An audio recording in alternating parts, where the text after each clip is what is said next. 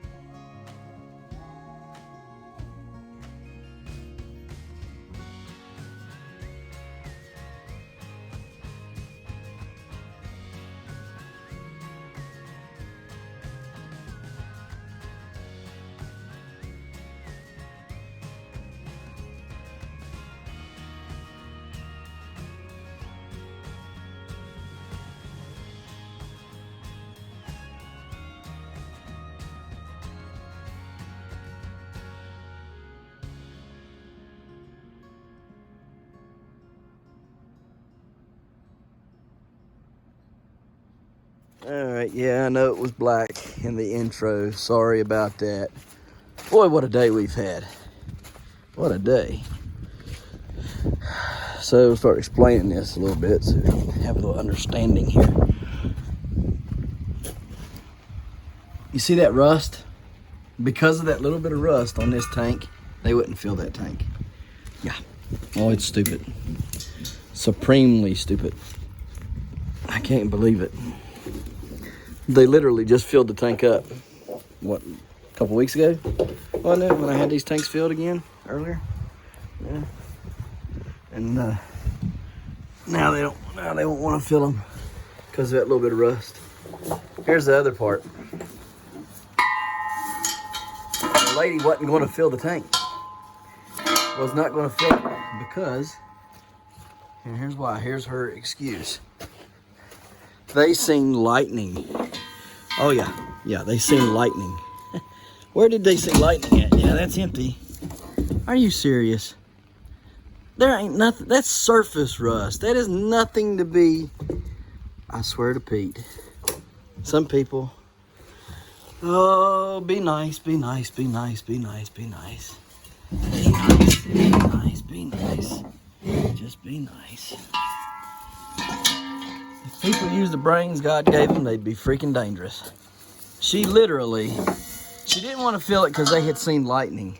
Yet she was out there filling up the forklift propane. Oh yeah. And then she filled it. She said, well, since you're already here, I guess I will.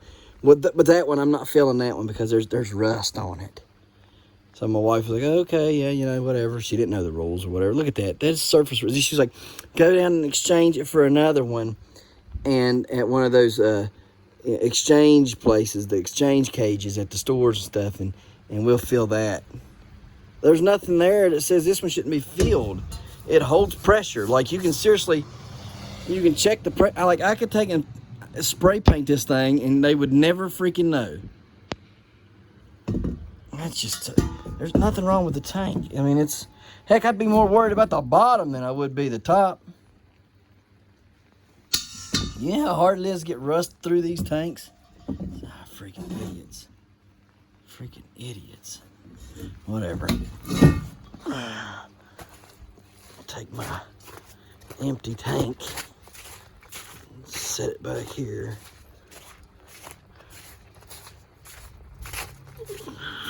So we can go exchange it so we can get filled up. I swear, people aggravate me to death. Anyhow, here's what we had to do today. It's supposed to get cold again and everything, and because it was literally like 1 degree yesterday. Today, snow melted. Man, that's heavy. Snow melted, and it's raining all day. And it was literally just 1 degree yesterday. So it's supposed to turn back off, get cold again, snow again, all that jazz. So I don't want to be caught my pants down. So I told Andy, I said, hey, probably gonna have to get some more propane. Probably wouldn't hurt to get filled up and be ready to go. She said, okay.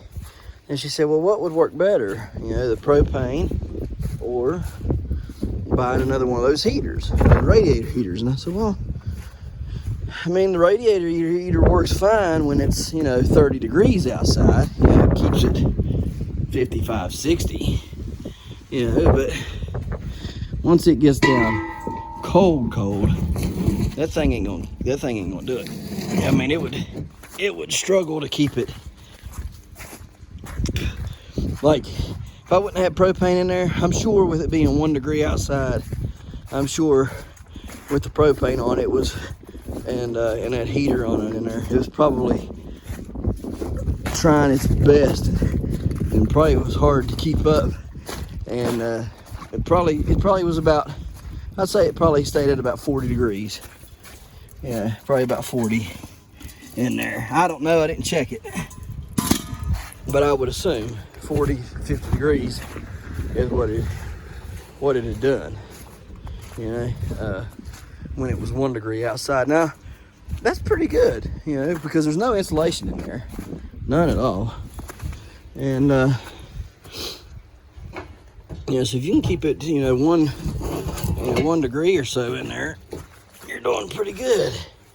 I mean, if you can keep it up to 40 to 50 degrees on a 1 degree day or night, you're doing really good, you know. I mean, you're doing, I think, extremely well, in my opinion.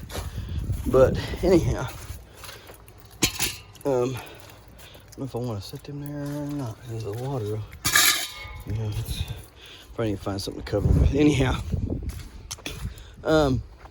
so she went to go do that, and then we had, like I said, we had talked about the propane versus the radiator. And I said, well, you know, you can get a radiator. I was like, and we can try it out, but I don't, and then if it works, that's great, you know. Excuse me. And like I say, if it works, it's great. We won't have to use the propane if it works, you know. But if it don't, I don't want to not have propane here and then lose my plants and stuff, right? Because see, here's the thing. The end goal is to get this so hot that I don't have to run no electricity out here except for the grow lights, okay? That this getter here gets so hot that it will do everything I need to pump the heat into the greenhouse. I won't have to heat anything else. And I know that it was getting about 150 degrees in the bell. When I tore the bell open, I put the thermometer in it. About 150 degrees is what I was getting. And it was like 20 degrees that day. I think it was 19 that day. I'm stuck in there. It was 130 in there, or excuse me, 150 in there in the pile. And you remember, I threw like 2 bales of that stuff in here, right? And that's full of compost in there, okay? And of course, you know, we got little places like this that need to fix back. It's probably leaking out holes and stuff. And no, I didn't hit the snow yet. So that's probably not doing much help in there on that part either. But at any rate, yeah, it looks a lot better there. Just like that right there. Got that snow kind of weigh it down. Anyhow, so it should be getting relatively warm in there. I mean, here's the thing. That plastic is hot. I mean, it's hot to the touch. Like, and it's cold enough that it was icing / snowing just, you know, a couple minutes ago. And then it comes in it's like a rain mix with snow and ice. It's a real nasty mix right now. So it's borderline, you know, like 32, right? And like freezing. And that right there is warm to the touch. And that's good. I mean, so obviously it's doing something, right? But again, how much of that translates through the pipe and into the greenhouse, it's kind of an unknown factor. And I'm just trying to keep, you know, it's a little bit of a pinch point right here, which I don't mean for it to be. I need to lift it up just a touch here. I'm trying to keep it as you know, like windproof as possible, because you know cold air sinks and it'll just go right in and kill all your stuff through that little gap. So you don't want that. But you do need a little bit of a, it's pinching that hose off some. Probably should move that hose down this way some more. No, no, that wouldn't matter either because it's the plastic. Man, probably should cut a hole. No, don't want to do that. We'll figure it out another day. Anyhow, so I went in here before she left. Propane was still running on low. So that's 2 full days I've had that tank of propane running. 2 full days. That's pretty good. On high for 1 day, and then the last 24 hours it's been on low. And it was probably had about a quarter tank left. All right, so here's the deal. 60 degrees is what I got in here right now, and that's with a fan blowing on low. Okay, that big box fan is blowing on low. Let me take you over to it. Okay, you can see it's running on low, and we're getting 60 degrees in here now. Now, granted, this is running. Okay, we're blowing the air off of it, and it's circulating in here. Okay. Plus the air helps keep everything else blowing around, which the movement helps you know, the cell walls sturdy up and you know, grow and be stiff and stout like they should be, so they don't grow tall and then just flop over. So we got that going on for now. That looks pretty good. 60, so it's actually 60. Let's take a look here. And this is down low, not up high. So it's 62 degrees in here right now. And I mean, I don't know how much hotter it is up here on the top. And it's probably a good bit hotter. And I don't like using that one there. That's a heater as well. I only use that in dire emergencies, because that thing will suck up the freaking power and really put you out. And the whole thing with that compost heater was to alleviate the money being spent on electricity. Okay, so that's what we're hoping to offset, was the money being used for electricity. Have very little running the fan. Okay, very little money running that inline fan to pump the heat in from out there at the compost pile, but be able to turn off the radiator heaters on regular nights, unless it's going to be extremely cold, you know, like it has been, and then you can turn them on. So then, you know, everything, like, I don't want it any lower in here than 50 degrees at nighttime. That's optimal growing temperatures for everything in here, okay? And so that's what we want to keep it at. At the same time, trying to keep the bill, you know, low, because many people, you know, you got to, if you're going to do something, you want to make sure it's efficient, effective, and cost friendly, right? So that's the point of the compost heating pile. So anyhow, right now, I think the compost it's getting hotter, it's getting warmer.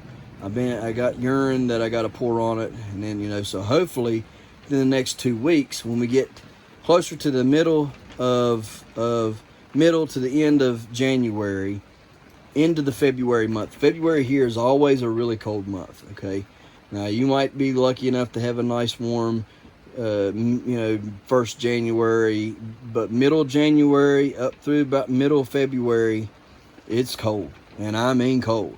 All right, then seems to be like the first week or 2 of March, it flips on a dime and it starts getting warm again, and then it just increases from there. All right.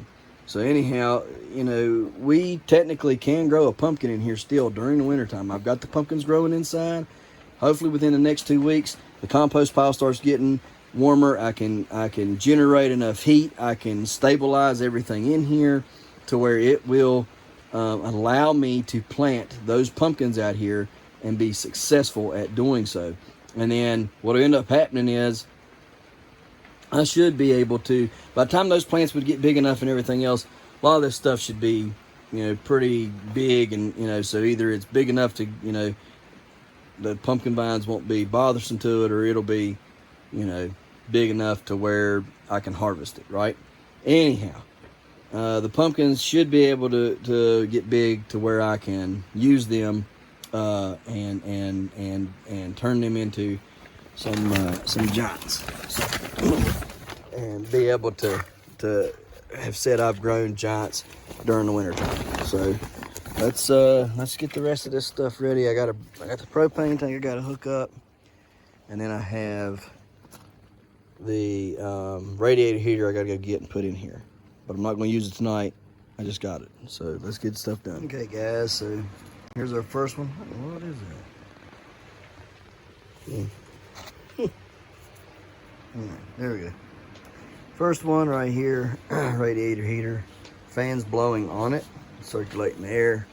We already went over that. Here's the second one right here. Brought a surge protector out, hooked it in. There we go. It's on and running. It's on high with the thermostat there, and on the highest setting for the heat settings. You can hear it popping and crackling oil in there already. And this is a mainstay, Dad. It is a mainstay, and it has a 1-year limited warranty on it, Dad. So just letting him know, because he asked me and I said I wasn't sure, but they are both mainstays, and they got a 1-year limited warranty on them. They seem to be pretty good. I mean, it's just super thin though, the fins on it.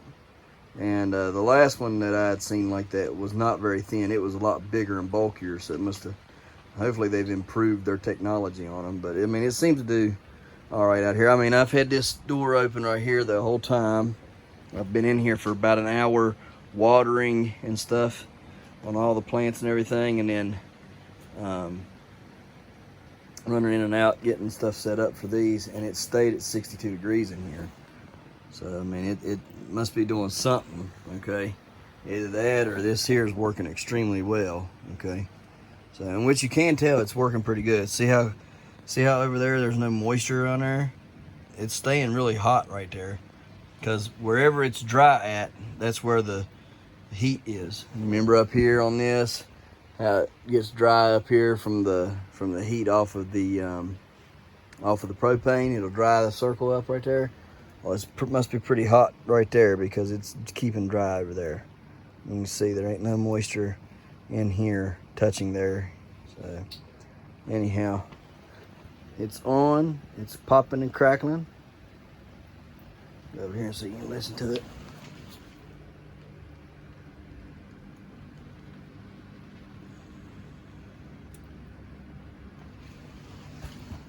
Every once in a while it gets a good pop.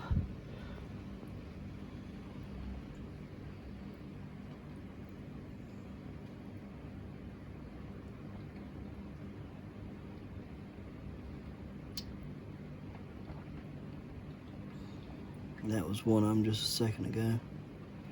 So anyhow, we'll continue to check on this tonight and see how it's working out and everything. And yeah, we'll see what's going on with it there. It's supposed to be the best heat for drafty rooms, and like the most efficient, because it's the heating element is heating the oil, and the radiator's pumping the heated oil through the radiator, or however that goes. And then because it's heated oil, then it's lasting that much longer. It's supposed to be the most efficient way to heat drafty rooms. That's what they say about radiator heaters, because that's why I got them.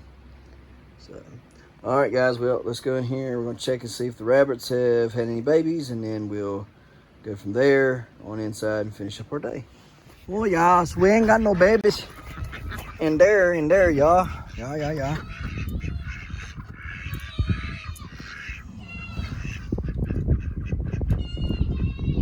I'll check and make sure there's none in here, eh? I hear it too. That wind is wicked. Y'all hear it? Listen to it. I'm off that mountain, something fierce looking back there. Y'all see the lights? Some crazy stuff, man. Y'all see it back in there? Look at that light. It's crazy. That set of lights over there, I think it's like Princeton or something, or Gent. And then them lights up there like Beckley. You can't see it real good. I can see it perfectly fine here. That little bit of light y'all see right through there, that's a city. And there's lights you see right up in through there. That's another city. And I mean, it's like for real big. I mean, it goes in the sky probably 10 miles or better on both of them. All right, let's see what we got in here, little girls. She ain't got no babies. Oh, goodness, it's freaking heavy. I don't see none.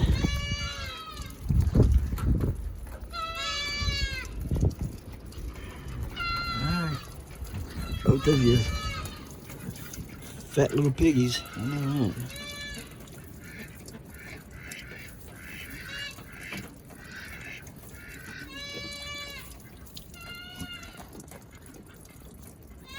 All right, good night. Shoo. Yeah. We hear you, boys, but everything's done been given. All right, let's get off here. Let's transplant some of this stuff.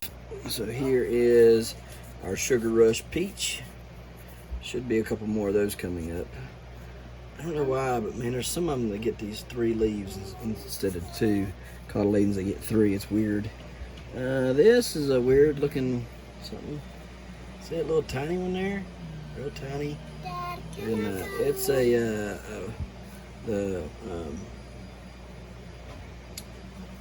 trying to remember how to pronounce that.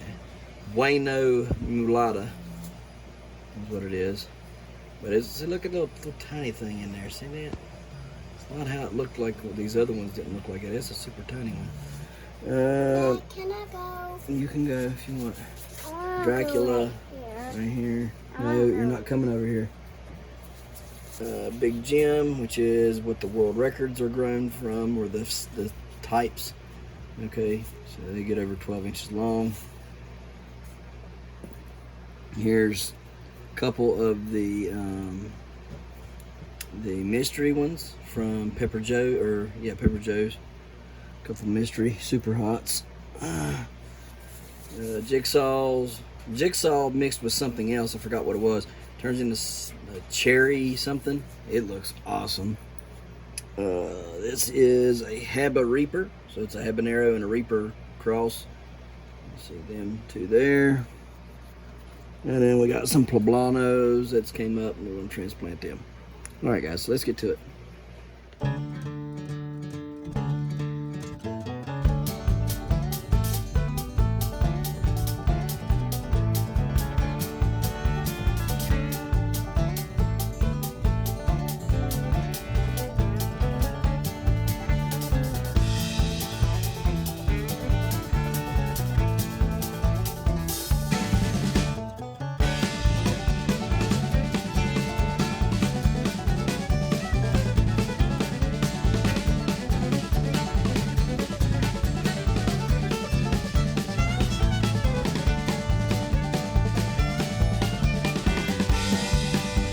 So we got all these. Okay, it's fine, Kara. Put it back up. Thank you.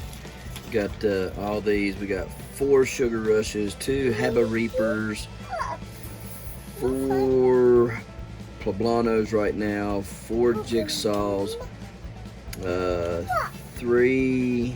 of the Draculas, 2 of the mystery peppers. Stay back, baby. From Pepper Joe's.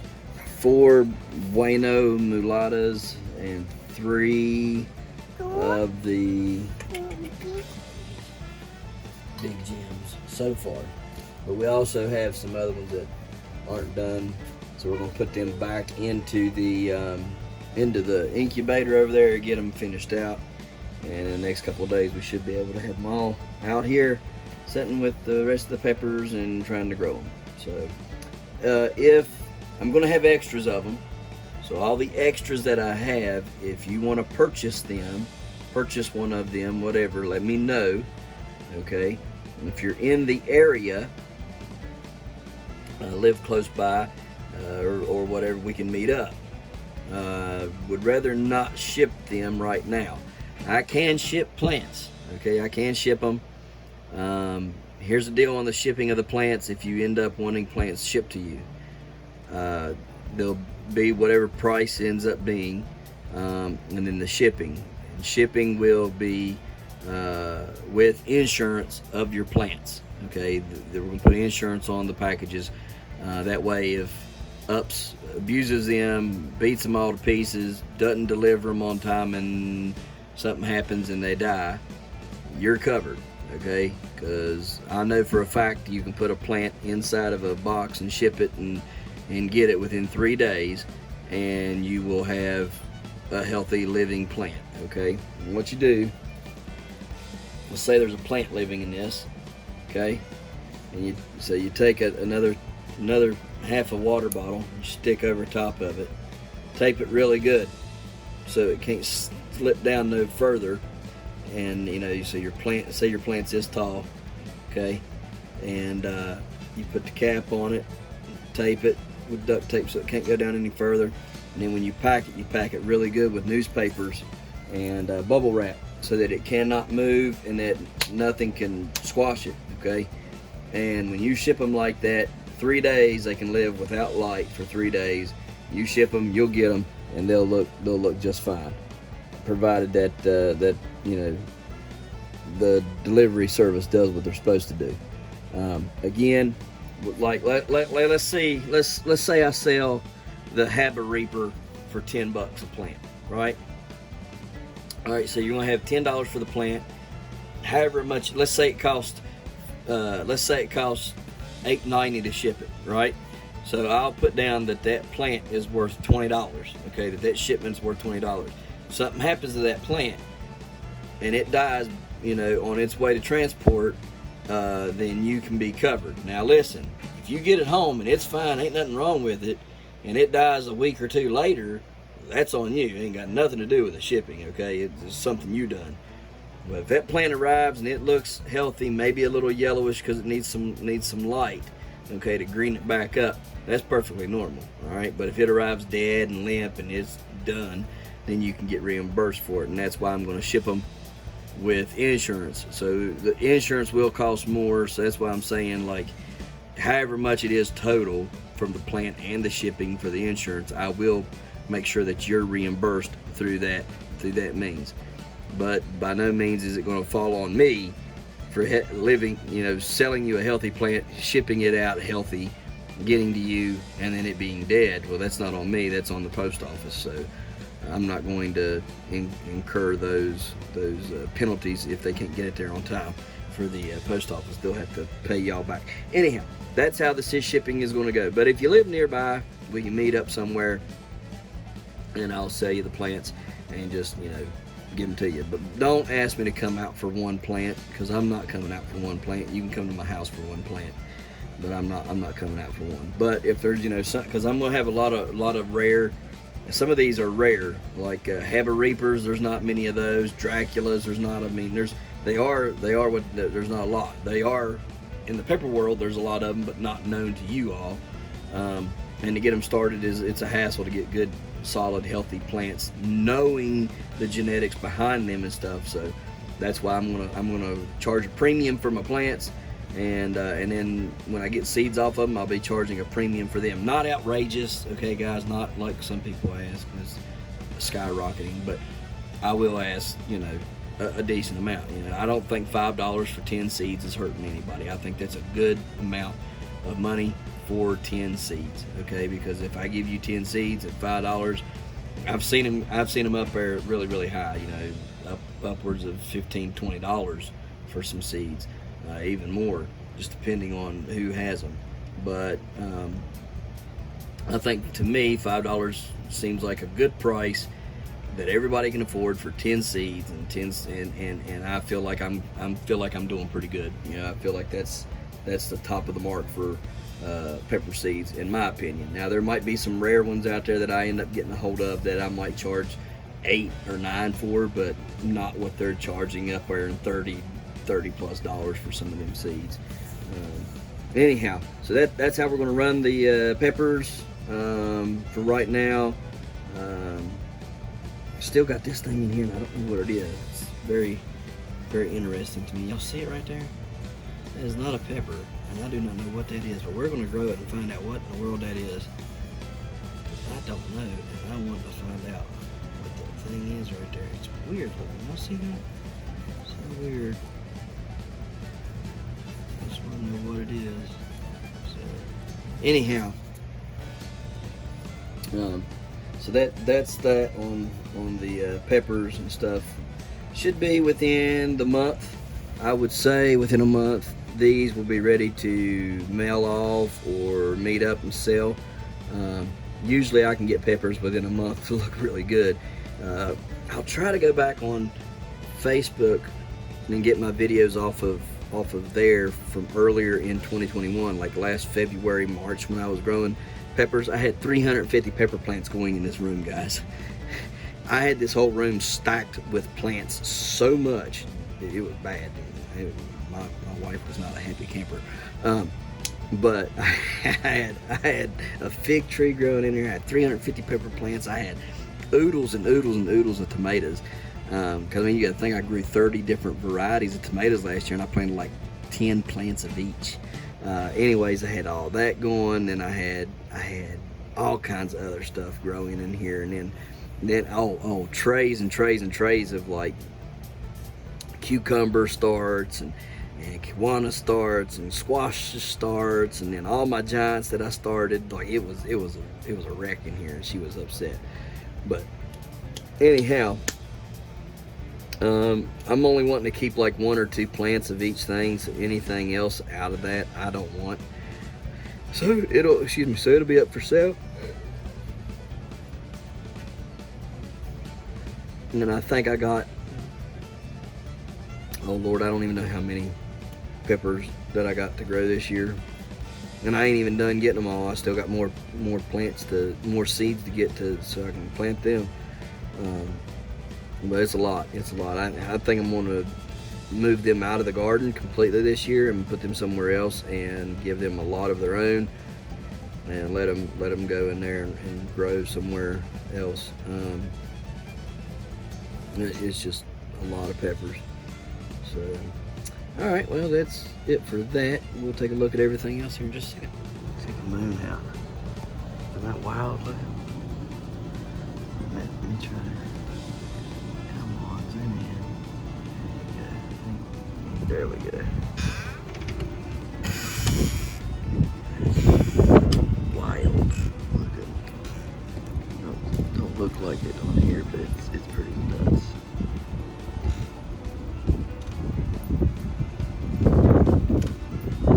There's too much light interfering with it. Shut. Stupid door.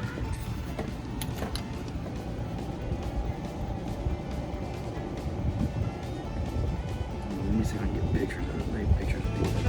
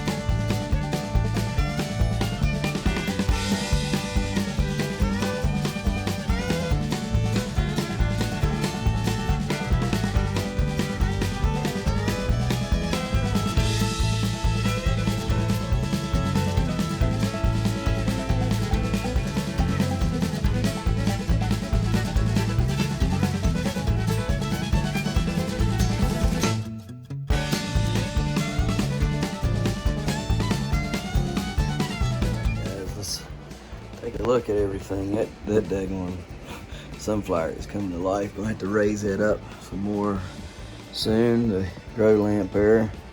This plant here is pretty much dead. We're just gonna let it peter itself on off all the way. I'm not gonna pull it until it's done. Gonna back off on everything just a hair on the fertilizers and stuff. I'm getting a little bit much, I believe. This leaf here is completely curled, so it needs to back off just a touch. This plant here is looking really good. The one beside it, it's done a lot better than this one ever done. So, but again, Prevogenics is beating out this side, so you can see for yourself, big difference. This is actually 3 days older. This one right here, on the small one, 3 days older than this one. Right here, I'm thinking that I killed it. I don't know that I did for sure, but I think I did. And that's a cucumber plant. Once again, I think I've smoked it. I didn't mean to, but it is what it is. Hopefully it'll snap out of it and come on through.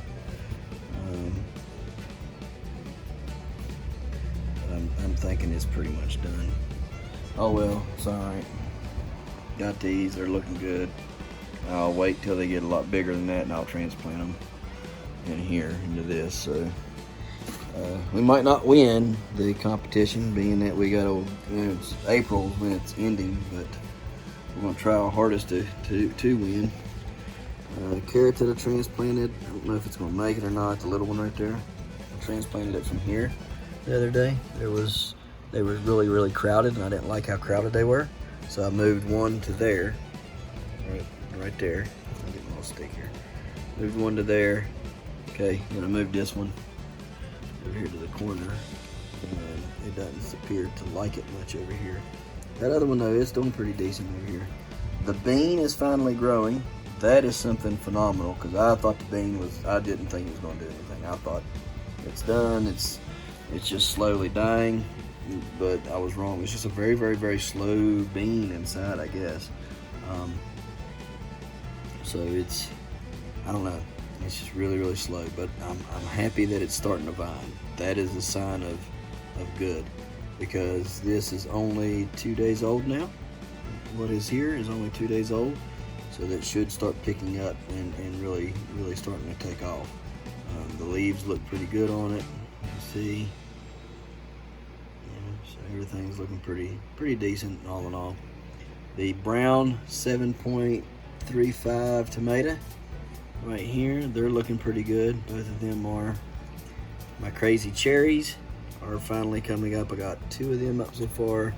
This is a wild, or this over here, this little one right here that's coming up, that is a oh goodness, large bar boar tomato there, right there.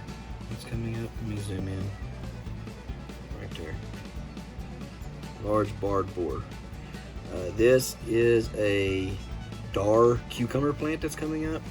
Just wanted to see if it would work or not. It's coming up. Right here I have, I replanted the Armenian yard-long cucumber and a fortune cucumber plant in here. So the Armenian yard-long is right in here, and it's getting ready to come up in the next day or two. It'll be coming up. The fortune has not even threw a root out yet, so don't know if it's going to or not. We'll see. So you've already seen the cucumber plant right there, and you say, well, hey Ryan, where did the potato plant go then? That it was right there. Well, potato switched in spots. The potato is now over there. It had 3 roots growing. They were really small, so I went on ahead and switched it over there, because for one, it was getting lots of shade. Okay, it was over there, and I think that might have contributed to the death of this. Too much shade for one, and trying to grow it up underneath there, and for 2, just not maybe too much in the dirt, too much stuff in the dirt, you know, not from the leaching off of this, because I was spraying the root zone. Okay, you know, I mean, if you look, the root zone kind of encompasses that.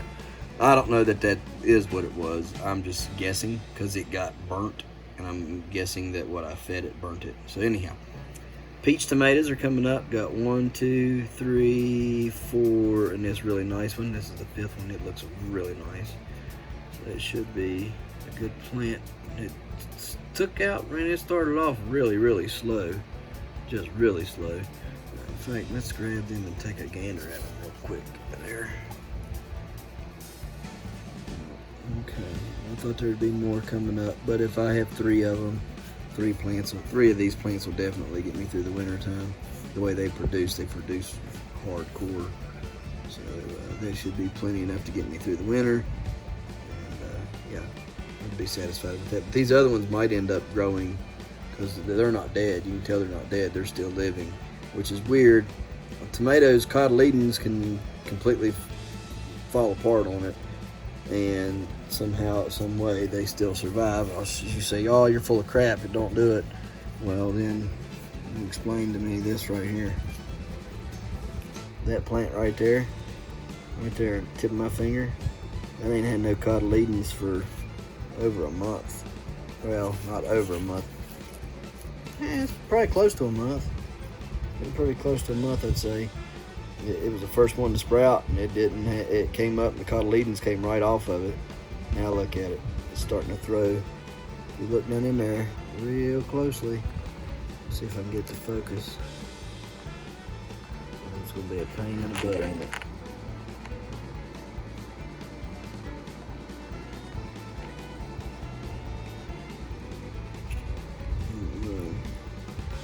Anyways, it's throwing little leaves off on there everywhere, right there at the tip. It's getting leaves and stuff. You can see them. See how they're starting to get leaves on it and stuff? Those are tomato leaves forming like this, like these ones. And that was without cotyledons. And this is the 5.46 Clements that I grew last year, which ended up making it these are the 2.2s, and then the 1.8s I also have. 2.2s and 1.8s, same genetics. Come on, here we go. Still waiting on a go on the 9.06 brown. Still ain't got nothing to sprout on that, and I'm getting a little fidgety in my pants for that one. I'm kind of like, oh, is it going to? Is it going to? And man, guys, look at these leaves on this thing here, man. These are going nuts. Look at that. I mean, they're huge. They're healthy. They're just, I mean. So I'm gonna try to make this one right here, this big one. I'm gonna try to make that the giant. See if I can't grow a giant kohlrabi out of it. And then this one over here, once it's big enough, I'm gonna pick it and eat it because I want to try kohlrabi. Then we'll just let that one grow until I get tired of fooling with it or need the space, and then we'll pull it up out of there. Big potato right here, looking great. It's really looking good. Look at the foliage on that potato. It's the biggest potato plant right now. That since I planted them all, this is the biggest one. That one over there is just now getting roots and stuff and starting to grow real good. This one here is the biggest one so far. There were ones out there in the greenhouse. I've got a couple of them that are gotten, nice leaves on them, but nothing like this. This thing is rocking and rolling, so hopefully we'll be getting blooms on it soon. And I mean, I can't wait till it's up there high, because I'm gonna love that, man. It's gonna be cool to see how many big potatoes. And this is off of the 2 pound 10 ounce Kennebec. I believe that's what the weight was on Dad's Kennebec. 2 pound 10 ounces. I was almost certain what that was. Anyways, it's off of that. It's a spud off of that potato that I put in the ground and grew, as well as the rest of them that I got. Here are the sweet potatoes. They're coming along slowly but surely. They're taking their good sweet time, that is for certain.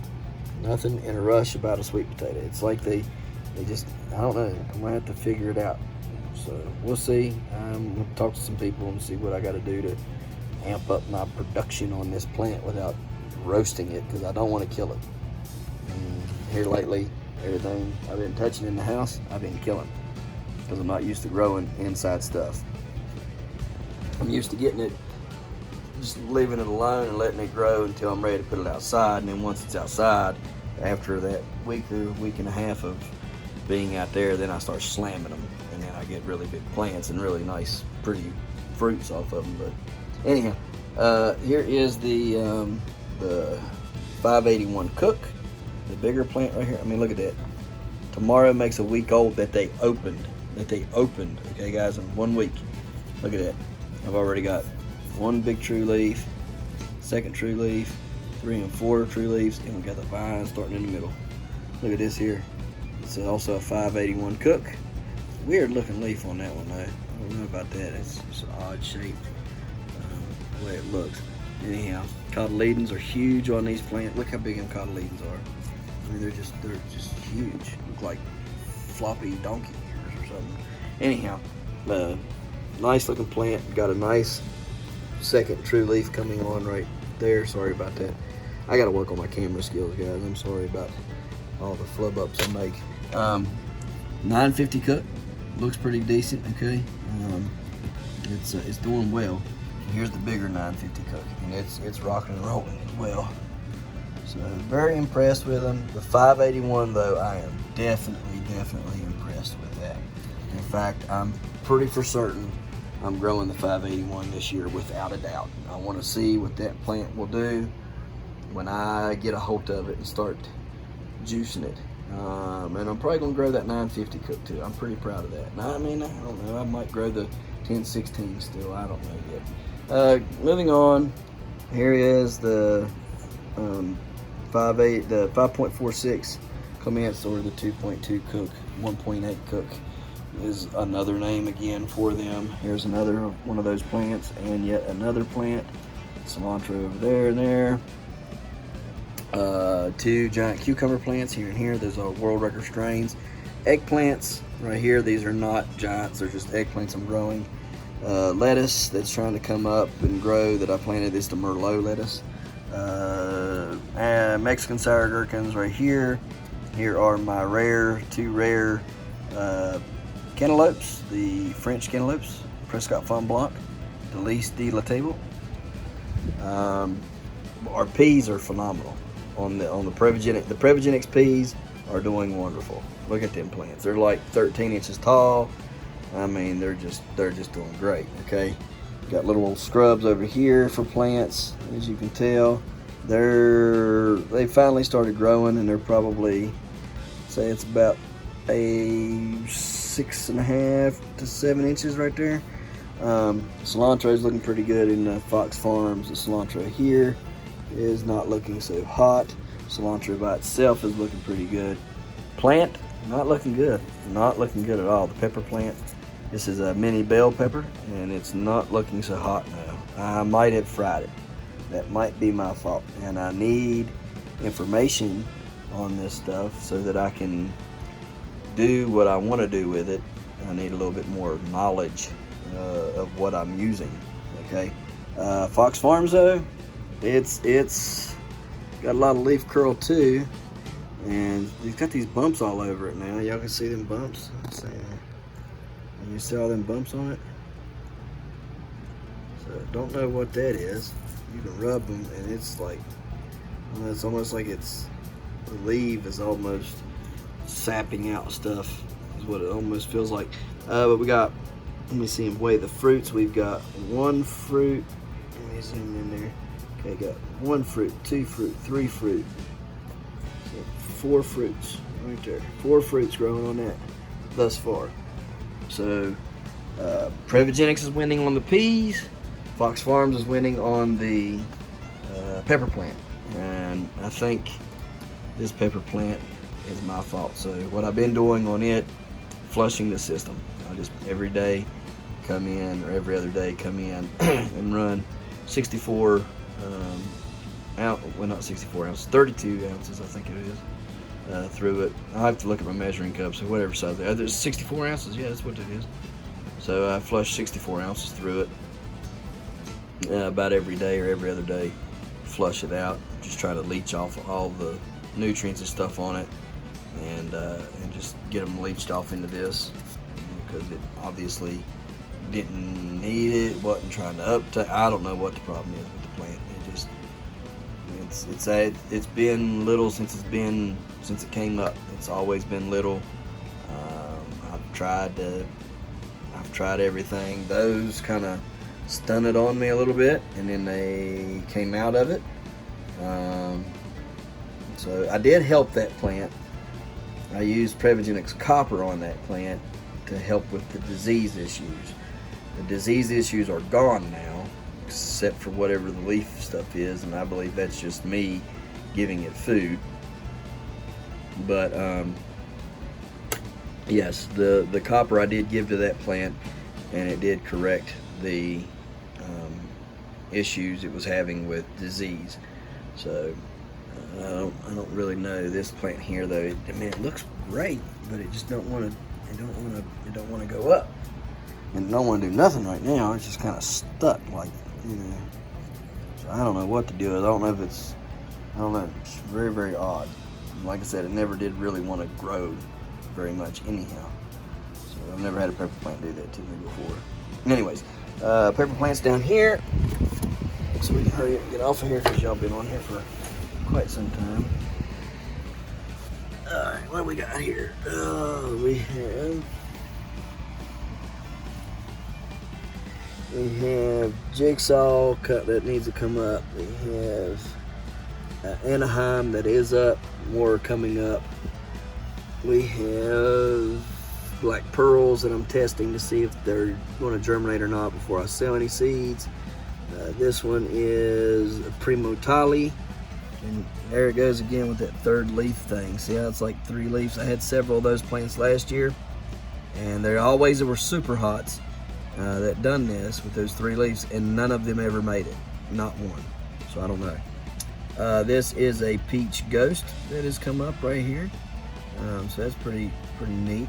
I'm pretty happy about that we got a peach ghost growing. Now we just got to baby it until it's big, then it'll take off on its own.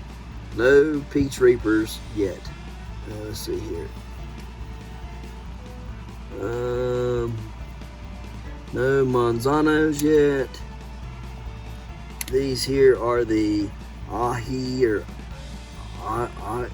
Agi or Ahi or whatever they are. Charapitas or something like that. I don't know how to pronounce it. Anyways, there's 3 of them so far coming up. 2 right there and 1 right there coming up. This is the Bueno Mulata. This one here is Big Jim. And then we have an eggplant right here that we're trying to get to come up. And then we have the poblano. So that's everything that we got thus far. Hopefully it'll all come up and grow. So anyhow, guys, that's it for today. Look, we appreciate you watching. We'll see you tomorrow right here in the Hollers and Hills of West Virginia. Don't forget to smash that like button. Hit that notification bell. Don't forget to share. Thank you, good sir. You're welcome. And subscribe.